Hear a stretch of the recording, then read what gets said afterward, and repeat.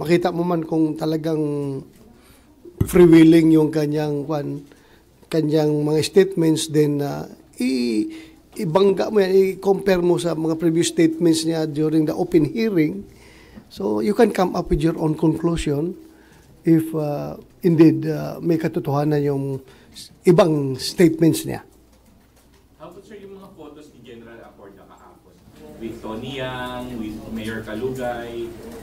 Tingin niyo sir, incriminating ba yung mga pictures na yun? Well, pagdating sa pictures, marami naman kasing nagpapapicture sa atin. No? Anybody can have pictures with us.